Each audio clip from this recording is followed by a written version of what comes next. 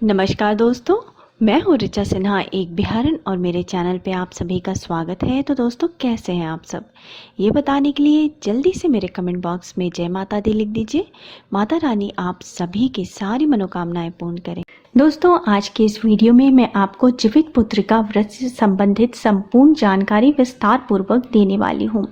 इस साल अर्थात 2020 में जीवित पुत्रिका का व्रत किस दिन मनाया जाएगा, तिथि कब से कब तक रहेगी, पूजा का शुभ मुहूर्त क्या है, पारण का मुहूर्त क्या है, साथ ही जीवित पुत्रिका व्रत में किन नियमों का पालन आवश्यक होता है, पूजा की विधि क्या है, साथ ही जीवित पुत्रिका व्रत की कथा क्या है। तो चलिए शुरू करते हैं। इससे पहले अगर आपने अभी तक मेरे चैनल को सब्सक्राइब नहीं किया है तो इस प्रकार के तमाम ज्ञानवर्धक जानकारियों के लिए आप मेरे चैनल को सब्सक्राइब कर लीजिए। वीडियो अच्छा लगता है तो लाइक कर दीजिएगा और परिवारजनों के साथ, दोस्तों के साथ शेयर कीजिएगा ताकि वो भी इसका लाभ उठा सके। दोस्तों, जीवित पुत्रिका का व्रत अर्थात द्वितीया व्रत इस साल अर्थात 2020 में किया जाएगा 10 सितंबर गुरुवार के दिन। जीवित पुत्रिका का व्रत बिहार, झारखंड, उत्तर प्रदेश और नेपाल में भी अत्यंत लोकप्रिय है। यह व्रत माताएं अपने पुत्र की संतान की मंगल कामना के लिए, स्वास्थ्य के लिए, लंबी आयु के लिए करती हैं। इस व्रत को करने से संतान को सुरक्षा प्राप्त होती है और संतान की उन्नति होती है, ऐसी मान्यता है। वैसे तो दोस्तों, खरजुतिया का व्रत एक दिन का ही होता है, परंतु इसमें नियमों का पालन 3 दिनों तक किया जाता है, अर्थात अश्विन माह के कृष्ण पक्ष की सप्तमी तिथि से लेके 9वीं तिथि तक इस व्रत में नियमों का पालन किया जाता है।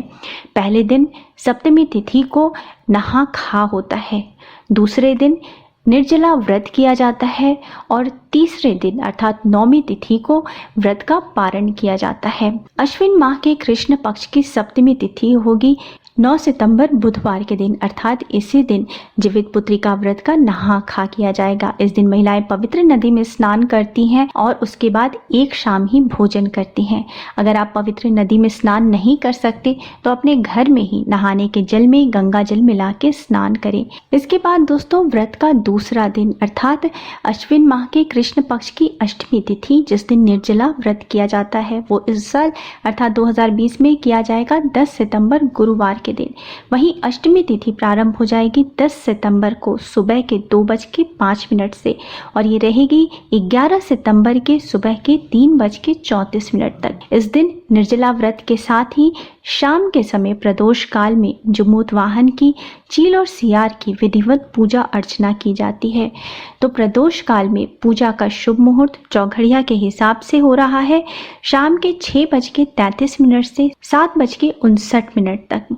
ये अमृत वेला है, पूजा करने की दृष्टि से सर्वोत्तम वेला माना जाता है। तो इस बीच में आप अपनी पूजा संपन्न कर सकते हैं।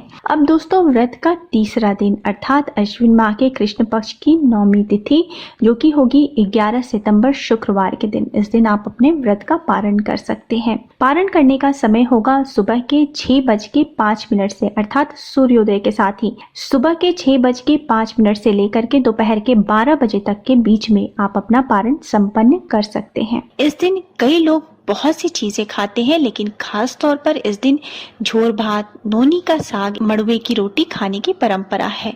मड़ुए की रोटी सबसे पहले भोजन के रूप में ली जाती है। इस प्रकार से जीवित पुत्रिका व्रत का 3 दिन का उपवास किया जाता है। दोस्तों, जीवित पुत्रिका व्रत या द्वितीया व्रत का मुख्य व्रत का दिन जो होता है वो अष्टमी का दिन होता है। तो अश्विन माह के कृष्ण पक्ष की अष्टमी को प्रदोष काल में महिलाएं जमूत वाहन की विधिवत पूजा करती हैं। माना जाता है कि जो महिलाएं जमूत वाहन की पूरी श्रद्धा और विश्वास के साथ पूजा करती हैं, उनके पुत्र को लंबी आयु व सभी सुखों की प्राप्ति होती है। पूजा के लिए जमूत वाहन की कुश से प्रतिमा निर्मित की जाती है। फिर धूप, दीप, चावल, पुष्प और प्रसाद अर्पित किया जाता है और उनकी विधिवत पूजा की जाती है। इसके साथ ही मिट्टी तथा गाय के गोबर से चील व सियार की प्रतिमा भी बनाई जाती है, जिसके माथे पर लाल सिंदूर का टीका लगाया जाता है। पूजन समाप्त होने पर जीवित पुत्रिका व्रत की कथा सुनी जाती है और इस प्रकार से विधिवत पूजा करने के बाद और कथा सुनने के बाद महिलाएं अपने संतान की मंगल कामना की प्रार्थना करती हैं। भगवान से अपने संतान के सुख, समृद्धि, स्वास्थ्य, आरोग्य का वरदान प्राप्त करती हैं।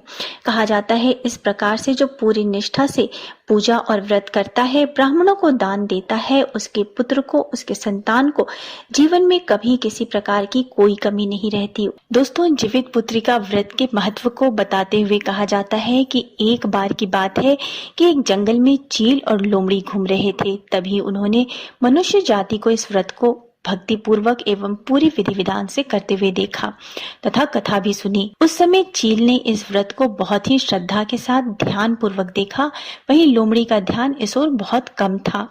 चील की संतानों को कभी कोई हानि नहीं पहुंची, लेकिन लोमड़ी की संतान जीवित नहीं बच पाई। इस प्रकार यह व्रत का महत्व बहुत अधिक बताया गया है। जीवित पुत्रिका व्रत की कथा जो है वो महाभारत काल से जुड़ी हुई है। महाभारत युद्ध के बाद अपने पिता की मृत्यु के बाद अश्वत्थामा बहुत ही नाराज था और उसके अंदर बदले की आग तीव्र थी, जिस कारण उसने पांडवों के शिविर में घुसकर सोते हुए 5 लोगों को पांडव समझकर मार डाला, लेकिन वे सभी द्रौपदी की 5 संतानें थीं।